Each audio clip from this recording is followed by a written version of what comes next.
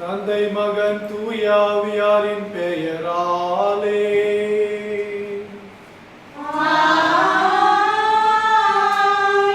நாம் ஆண்டவராகிய இயேசு கிறிஸ்துவின் அருளும் கடவுளின் அன்பும் தூயாவின் தோழமையும் உங்கள் அனைவரோடும் இருப்பதாக.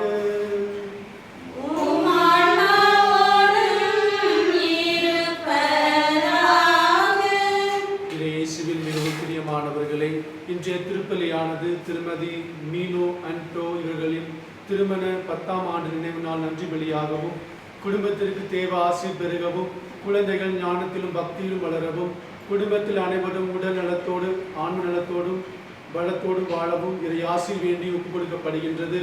திரு கென்னடி ஜெரி குடும்பத்திற்கு இறைவன் செய்து கொண்டிருக்கின்ற அனைத்து நன்மைகளுக்காகவும், மகன் ஜெபாஸ்டின் கிரீஸ் 19வது பிறந்த நாளை கொண்டாடும் இந்நாளில் தெய்வ பக்தியும் ஞானமும் உடல் உள்ள நலமும் +2 தேர்வில் நல்ல மதிப்பெண்ணுடன் தேர்ச்சி பெறவை இப்பொழுது திருப்பலி ஒப்புக்கொடுக்கப்படுகின்றது.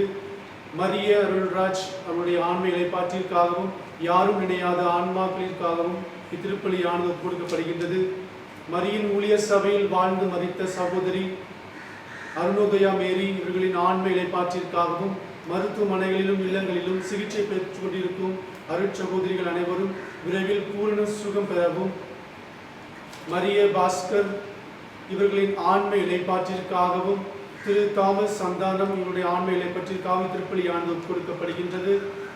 திரு ஜோசப் திருமதி டாக்டர் ராஜம் இவர்கள் குடும்பத்திற்கு இறைவன் செய்த சகல நன்மைகளுக்கு நன்றியாகவும், குடும்பத்தில் உள்ள அனைவரும் நல்ல உடல் உள்ள நலத்தோடு வாழவும், குடும்பத் தலைவர் மற்றும் குடும்பத் தலைவியின் உடல் நலம் அடையவும் இத்திருப்பலியானது கொடுக்கப்படுகின்றது.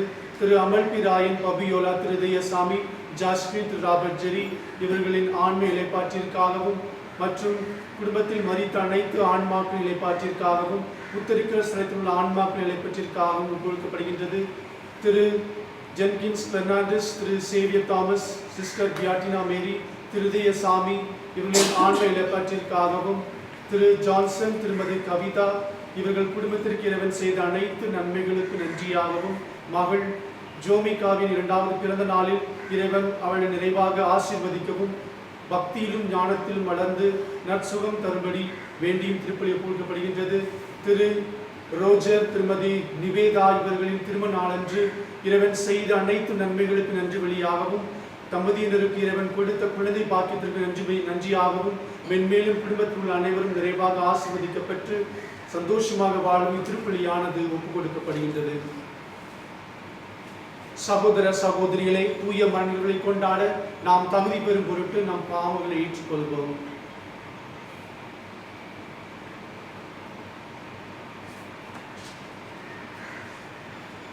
எல்லாம் வல்ல இறைவனிடமும் சகோதர சகோதரிகளே உங்களிடமும் நான் பாவியை ஏற்றுக்கொள்கிறேன். ஏனெனில் சிந்தனையாலும் சொல்லாலும் செயலாலும் கடமையில் தவறியதாலும் பாவங்கள் பல செய்தேன். என் பாவமே என் பெரும்பாவமே. ஆகையால் எப்பொழுதும் கன்னியான புனித மரியாதையும் சகோதர சகோதரிகளே உங்களையும் நம்பிக்கையான ஆண்டவரிடம் எனக்காக எல்லாம் வல்ல இறைவன் நம் மீது இரக்கம் வைத்து நம் பாவங்களை மன்னித்து நம்மை நிலை வாழ்வுக்கு அழைத்து செல்வாராக.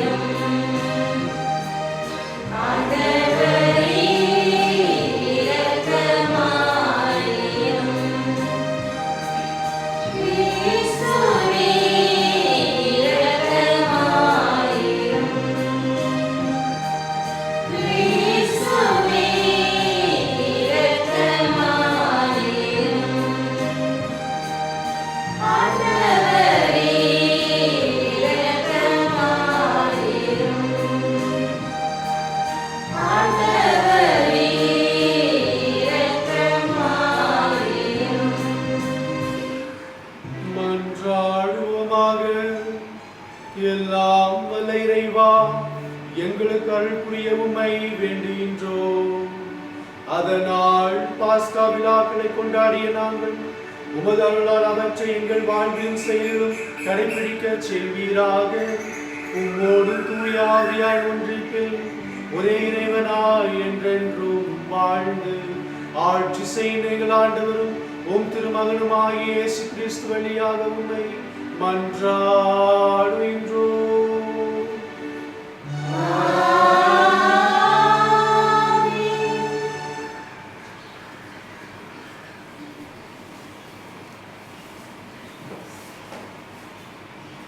திருத்தூதர் பணிகள் நூலிலிருந்து வாசகம்.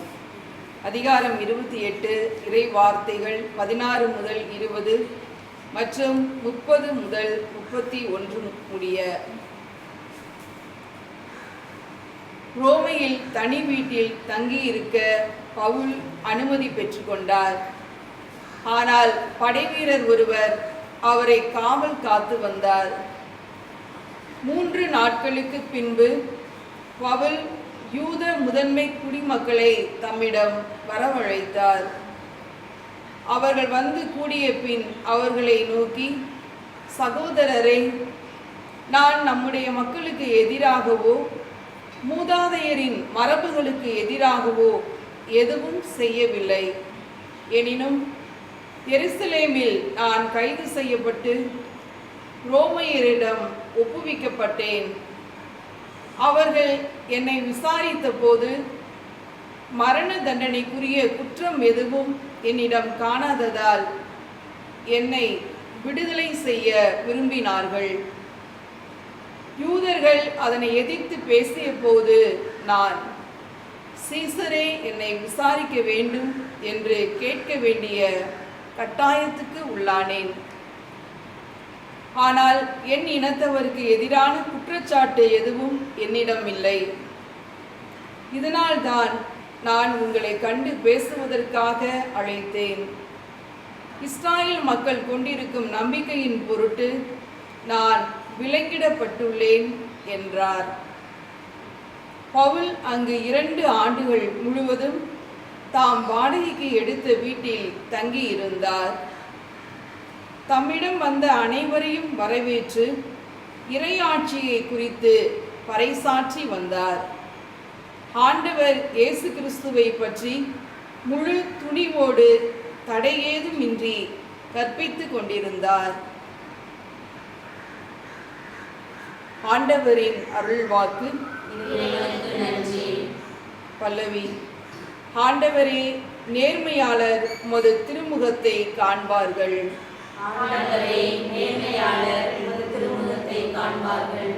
ஆண்டவர் தம் தூய கோவிலில் இருக்கின்றார். அவரது அரியணை விண்ணுலகில் இருக்கின்றது. அவர் கண்கள் உற்று நோக்குகின்றன. அவர் விழிகள் மானிடரை சோதித்தருகின்றன. பல்லவி. நேர்மையாளர் உமது திருமுகத்தை காண்பார்கள். ஆண்டவர் நேர்மையாளரையும் பொல்லாரையும் சோதித்தருகின்றார். வன்முறையில் நாட்டம் கொள்வோரை அவர் வெறுக்கின்றார். ஏனெனில் நீதியுள்ள ஆண்டவர் நேரிய செயல்களை விரும்புகின்றார். அவர் தம் திருமுகத்தை நேர்மையாளர் காண்பர். பல்லவி.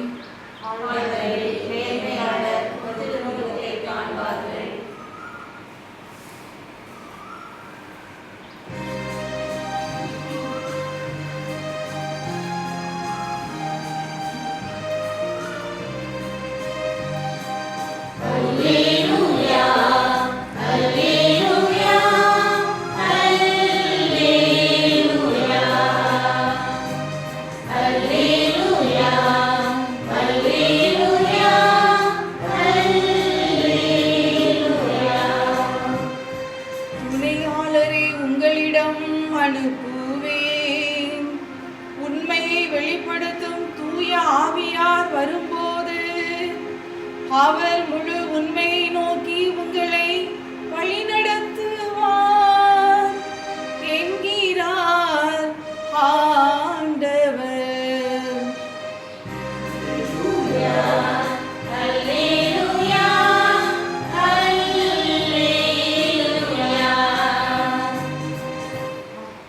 ஆண்டவர் உங்களோடு இருப்பாராக.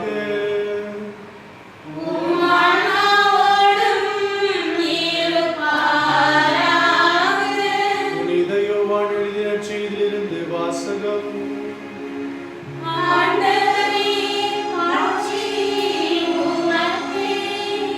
புனித யோவான் எழுதிய நற்செய்தி அதிகாரம் 21 வசனங்கள் 20 முதல் 25 வரை. அக்காலத்தில் பேதுரு திரும்பி பார்த்தபோது இயேசுவின் அன்பு சீடரும் பின்தொடர்கிறார் என்று கண்டார். இவரே இரவு உணவின் போது இயேசுவின் அருகில் அவர் மார்பு பக்கமாய் சாய்ந்து கொண்டு, ஆண்டவரே, உம்மை காட்டிக் கொடுத்தவன் எவன் என்று கேட்டவர். அவரை கண்ட பேதுரு இயேசுவிடம், ஆண்டவரே, இவருக்கு என்ன ஆகும் என்று கேட்டார். இயேசு அவரிடம், நான் வரும் வரை இவன் இருக்க வேண்டும் என நான் விரும்பினால் உனக்கு என்ன? நீ என்னை பின்தொடர்ந்து வா என்றார். ஆகையால் அந்த சீடர் இறக்க மாட்டார் என்னும் பேச்சு சகோதர சகோதரிகளிடையே பரவியது. ஆனால் இவர் இறக்க மாட்டார் என இயேசு கூறவில்லை. மாறாக, நான் வரும் வரை இவன் இருக்க வேண்டும் என நான் விரும்பினால் உனக்கு என்ன என்றுதான் கூறினார். இந்த சீடரே இவற்றிற்கு சாட்சி. இவரே இவற்றை எழுதி வைத்தவர். இவரது சான்று உண்மையானது என நமக்கு தெரியும். இயேசு செய்தவை வேறு பலவும் உண்டு. அவற்றை ஒவ்வொன்றாக எழுதினால் எழுதப்படும் நூல்களை உலகமே கொள்ளாது என கருதுகிறேன். இது கிறிஸ்துவின் நற்செய்தி.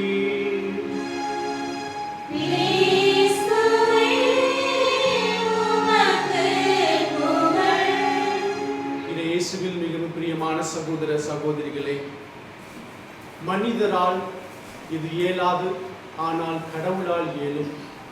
இயேசுவில் அன்புக்குரிய சகோதர சகோதரிகளே, தூய சவேரியாரின் பக்தர்களே, இந்த இணையதளத்தின் மூலமாக உங்களை சந்திப்பதில் நான் மிக்க மகிழ்ச்சி அடைகின்றேன். உங்கள் ஒவ்வொருவரையும் நான் ஒரு கேள்வி, அதாவது கடவுள் யார் என்று உங்களிடம் கேட்டால் நீங்கள் அழகாக சொல்வீர்கள், கடவுள் என்றால் அன்பு. ஆம், கடவுள் என்றால் அன்பு, அவை உண்மைதான். அன்பால் உருவானவர் நம் கடவுள், அன்பாய் இருப்பவர் நம் கடவுள். ஆகவே தான் அந்த அன்பின் காரணமாக கடவுள் இவ்வுலகத்தை படைத்தார். ஒவ்வொரு படைப்பிற்கு பிறகும் அவர் நல்லவையாக கண்டார். ஆம், கடைசியாக மனிதர்களாகி நம்மை அவருடைய சாயலாக படைத்தார். படைத்து அனைத்து அதிகாரத்தையும் அவர்கள் கையில் அளித்து பல்லுகி பெருகி உலகத்தை நிரப்ப செய்தார். தன்னுடைய அந்த பாவ வாழ்க்கையின் காரணமாக நம் ஆதி பெற்றோர் கடவுள் மக்களோடு கொண்டிருந்த அந்த உடன்படிக்கையை முறித்தார்கள். ஆனால் இறைவனுடைய செம்மறி இயேசு கிறிஸ்துவின் அந்த இரத்தத்தின் வழியாக கடவுள் அந்த உடன்படிக்கையை திரும்பவும் நம்மோடு அவர் ஏற்படுத்துவதை நாம் காண்கின்றோம். ஆம், இது இயேசுவில் பிரியமானவர்களே, மனிதரால் இது இயலாது, ஆனால் கடவுளால் இயலும். அவர் சாயலாக படைக்கப்பட்ட நாம் அவரை போல வாழ நாம் அழைக்கப்பட்டிருக்கின்றோம். ஆனால் நம்முடைய வாழ்க்கையில் வேறு முறையாக இருக்கின்றது. நாம் நமக்கு ஏற்றாற் போல வாழ்கின்றோம். எப்பொழுது கடவுளோடு ஒன்றித்து வாழ நாம் ஆசைப்படுகின்றோமோ அப்பொழுது அவருடைய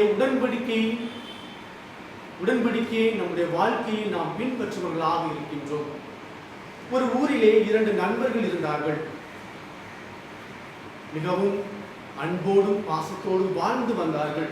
சில காலங்களுக்கு பிறகு அவருடைய வாழ்க்கையில் ஏற்பட்ட கருத்து வேறுபாட்டின் காரணமாக ஒரு நண்பர் மற்றவரை பார்த்து சொல்வார், நான் உனக்கு இதை செய்தேன், அதை செய்தேன், உனக்கு இவ்வளவு பணம் கொடுத்திருக்கின்றேன், உனக்கு நான் நிறைய தியாகம் செய்திருக்கின்றேன் என்று தான் செய்த அனைத்து நன்மைகளையும் அவன் அடுக்கிக் கொண்டே செல்வதை நாம் காண்கின்றோம்.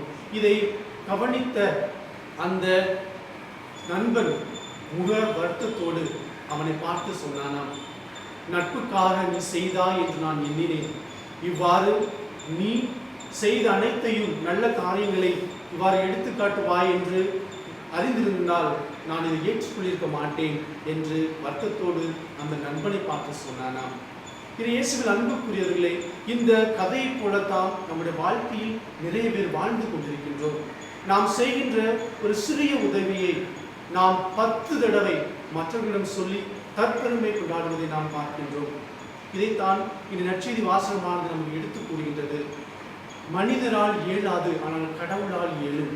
மனிதன் கடவுளோடு ஒன்றித்திருக்கின்ற பொழுது என்னுடைய வாழ்க்கை முழுவதும் கடவுளுடைய கையிலே ஒப்படைத்து அவர் சொல்கின்ற, அவர் தருகின்ற அந்த ஊன்றுதல் வழியாக நாம் வாழ்கின்ற பொழுது இவை அனைத்தும் நமக்கு எளிதாக இருக்கும். ஏனென்றால் கடவுள் அன்பா இருக்கிறார். அவர் நம் ஒவ்வொருவரையும் மற்றவரை அவர் செய்த அன்பு போல மற்றவரை அன்பு செய்ய நம்மை அழைக்கின்றார். இன்றைய நற்செய்தியிலே பேதுரு கேட்கின்றார், ஆண்டவரே இவருக்கு என்ன ஆகும்? தன்னுடைய மரணத்தினை உணர்ந்த பேதுரு இயேசுவிடம் கேட்கின்றார். நாம் நிறைய பேர் இப்படித்தான், என்னை விட அவனுக்கு அதிகம் கிடைத்திடக்கூடாது, நான் நன்றா இருப்பது போல அவன் இருக்கக்கூடாது என்றுதான் நான் நினைக்கின்றோம். அதே போல பேதுரு, ஆண்டவர் இவருக்கு என்ன ஆகும்?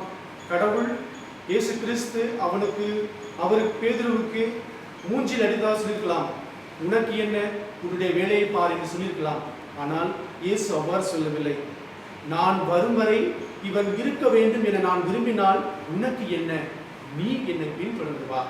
ஆம், இது இயேசு பிரியமானவர்களே, நாம் ஒவ்வொருவருக்கும் கடவுள் நமக்கு தேவையான ஆசீர்வாதங்களையும் நன்மைகளையும் செய்து கொண்டேதான் இருக்கின்றார். அதை நாம் உணர்ந்து கொள்ள வேண்டும். உங்களுடைய கஷ்டத்திற்கு ஏற்றாற் போல உங்களுடைய கஷ்டங்களை அவர் தாங்குவதற்கு தேவையான அனைத்து சக்திகளையும் ஆற்றலையும் கடவுள் தந்து கொண்டுதான் இருக்கின்றார். ஆனால் நாம் நம்முடைய வாழ்க்கையை வைத்து மற்றவருடைய வாழ்க்கையை ஒப்பிட்டு பார்க்கின்றோம். இவ்வாறு நாம் ஒப்பிட்டு பார்க்கின்ற பொழுது நம்முடைய மனதிலே போட்டி, பொறாமை என்ற தேவையற்ற செயல்கள் உள்ளே வருவதை நாம் காண்கின்றோம். பிலிப்பியருக்கு எழுதிய திருமுகம் அதிகாரம் 2:5, கிறிஸ்து இயேசு கொண்டிருந்த மனநிலை நம்முள் இருக்கட்டும். ஆம், இறைவன் இயேசு கிறிஸ்து சென்ற இடங்கள் எல்லாம் நன்மைகளை செய்தார், நல்லவற்றையே பேசினார், அனைவரையும் அன்பு செய்தார். அதே போல அவருடைய சீடர்களாகிய நாம் அவர் செய்த அனைத்து நல்ல காரியங்களையும் நாம் நம்முடைய வாழ்க்கையில் நிகழ நாம் உட்பட வேண்டும். எப்பொழுது நாம் உட்படுகின்றோமோ, கடவுளோடு இணைந்து அவரோடு பயணிக்கின்றோமோ, அப்பொழுது இவை அனைத்தும் சாத்தியமாகும். ஆகவே இயேசு பிரியமானவர்களே, மற்றவர்களை பற்றி கவலைப்படாமல் நாம் அமைதியாக, அன்பாக, சந்தோஷமாக வாழ்ந்து கொண்டிருக்கிற வாழ்க்கை எப்பொழுதும் மற்றவர்களுக்கும் நிலைக்க வேண்டும். சந்தோஷமாகவும் உற்சாகமாகவும் மற்றவர்கள் வாழ வேண்டும் என்ற அருளை ஆற்றலையும் பெற வேண்டிய திருப்பலி நாம் தொடர்ந்து மன்றாடுவோம். ஆமென்.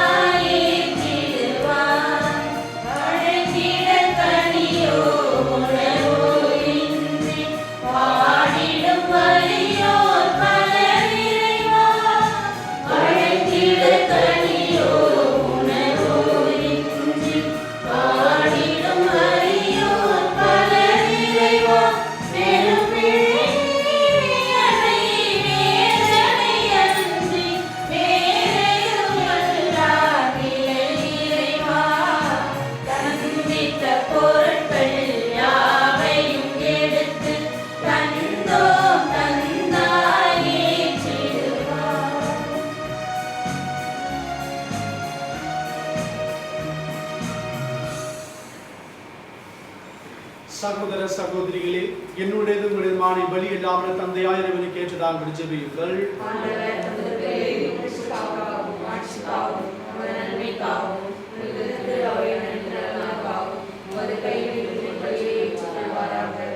ஆண்டவரே, புனிதர் அடையாளங்களை கொண்டாட பாவங்களுக்கெல்லாம் மன்னிப்பாக விளங்கும் தூய ஆவியார் இறங்கி வருவதால் அவரே எங்கள் மனங்களை தயார் செய்வராக. எங்கள் ஆண்டவராகிய கிறிஸ்து வழியாக உம்மை மன்றாடுகின்றோம்.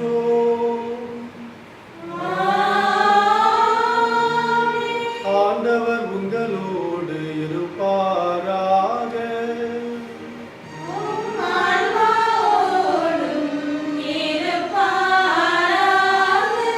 இதயங்களை மேலே எழுப்புங்கள்.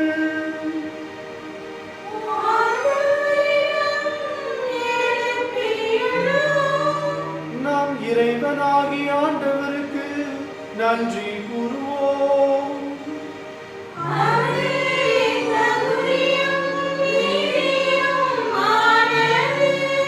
ஆண்டவரே, தூயவரான தந்தையே, என்றும் உள்ள எல்லாம் வல்ல இறைவா, எங்கள் ஆண்டவராகிய கிறிஸ்து வழியாக என்னாலும் எவ்விடத்திலும் நாங்கள் உமக்கு நன்றி செலுத்துவது மெய்யாகவே தகுதியும் நீதியும் ஆகும். எங்கள் கடமையும் மீட்புக்குரிய செயலுமாகும்.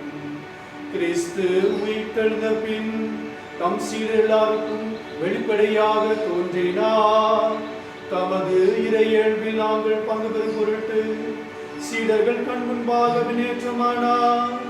ஆகவே பாஸ்கா மகிழ்ச்சி பொங்க அனைத்துலகின் மாந்திரனர் மக்களிக்கின்றனர்.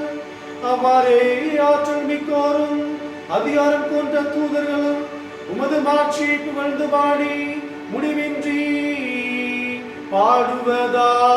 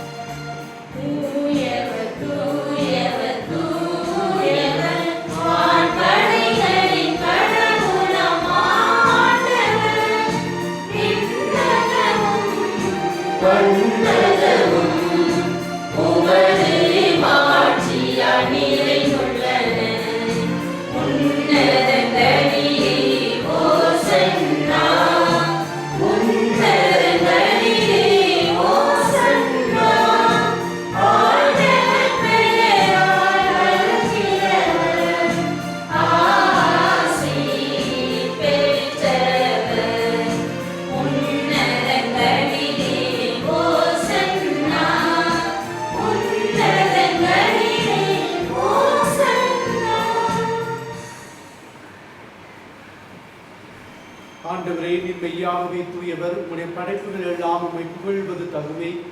ஏனெனிலும் திருமகனாகி எங்கள் ஆண்டவர் இயேசு கிறிஸ்து வழியாக தூய ஆவியாரின் செயலாற்றலால் அனைத்தையும் உயிர்ப்பித்து தூய்மைப்படுத்துகின்றேன்.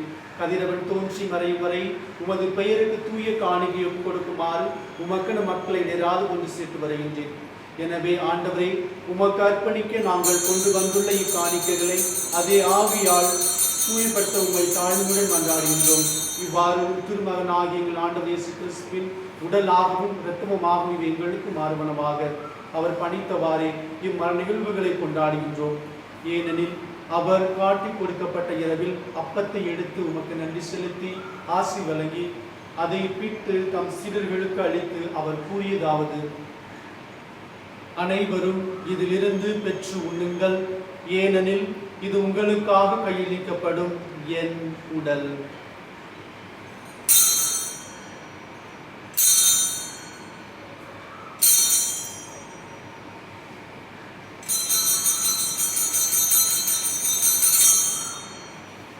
அவனமே இரவு விருந்தை அருந்திய பின் கிண்ணத்தையும் எடுத்து உமக்கு நன்றி செலுத்தி ஆசி வழங்கி அதை தம் சீடர்களுக்கு அளித்து அவர் கூறியதாவது: அனைவரும் இதிலிருந்து பெற்று பருகுங்கள், ஏனெனில் இது புதிய நிலையான உடன்படிக்கைக்குரிய என் இரத்தத்தின் கிண்ணம்.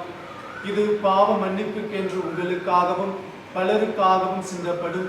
இதை என் நினைவாக செய்யுங்கள்.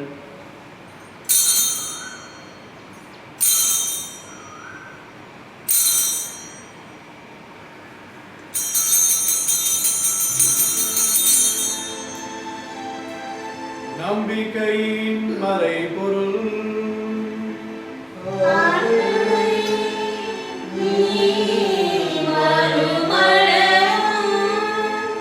உமது இறப்பினை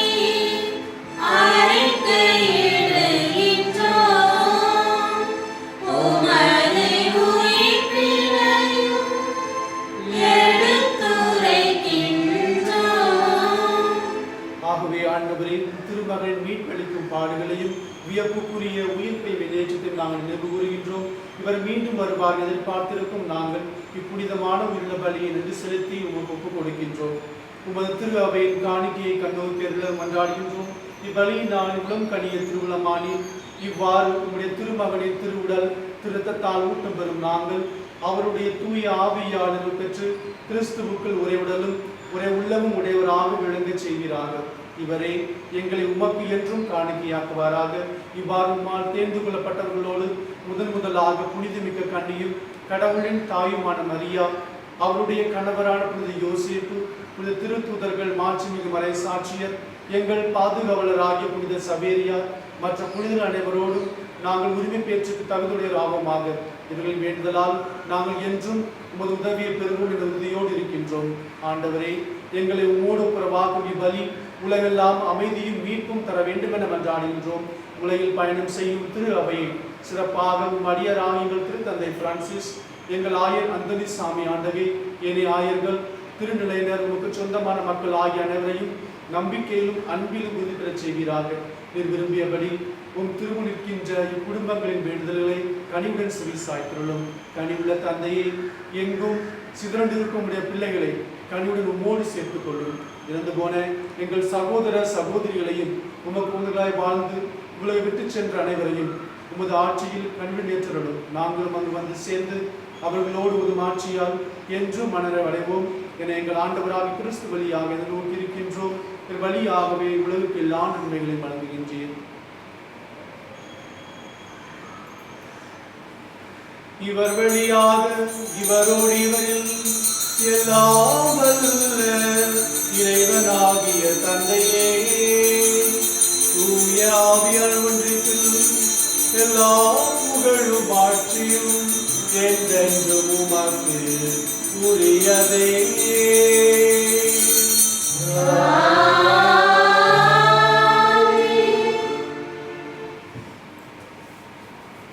மீட்பரின் கட்டளையால் கற்பிக்கப்பட்டு இறை படிப்பினையால் பயிற்சி பெற்ற நாம் துணிந்து பாடுவோம்.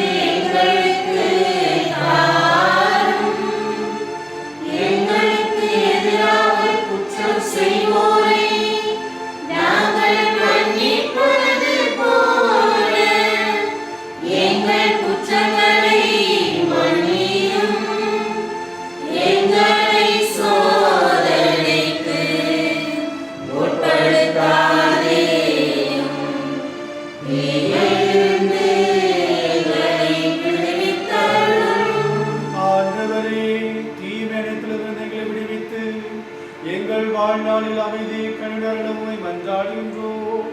உமது இரக்கத்தின் உதவியால் நாங்கள் பாவத்தில் இருந்து எப்போது விடுதலை பெற்று யாதொரு கலக்கமும் இன்றி நலமாயிருப்போமாக.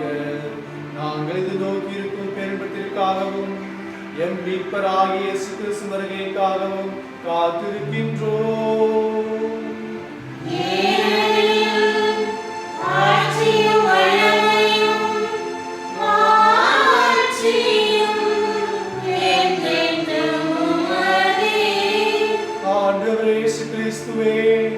அமைதியை உங்களுக்கு விட்டு செல்கின்றேன், என் அமைதியை உங்களுக்கு அளிக்கிறேன் என்று உம் திருத்தூதர்களுக்கு மொழிந்தீரே. எங்கள் பாவங்களை பாராமல் உமது அவை நம்பிக்கையை கண்ணோக்கி உமது திருளத்திற்கு ஏற்ப அதற்கு அமைதியை ஒற்றுமையும் மறுத்தருள்வீராக. என்றென்றும் வாழ்ந்து ஆட்சி செய்தவர் நீரே.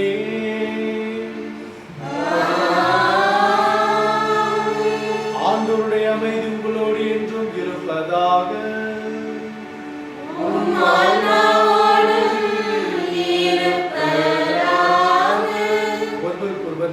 மூலம் அந்த அமைதியை பகிர்ந்து கொள்வோம்.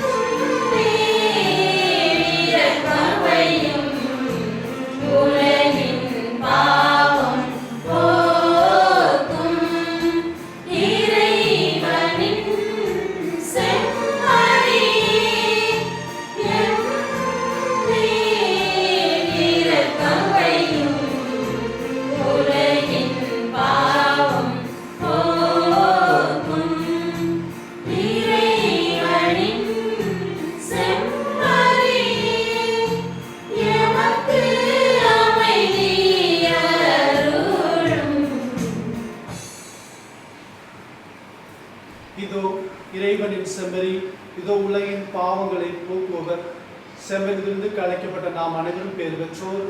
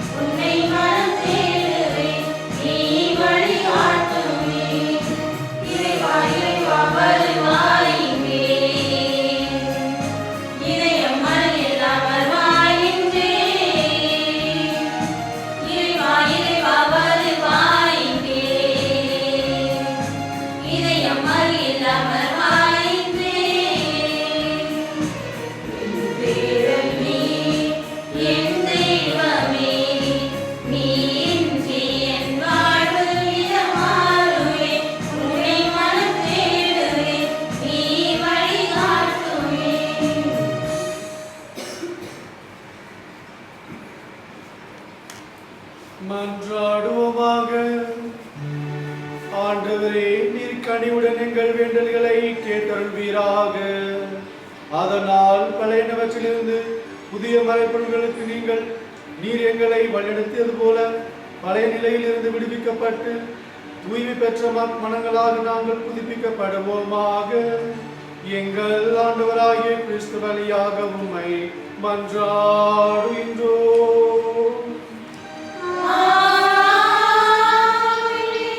ஆண்டவர் உங்களோடு இருப்பாராக.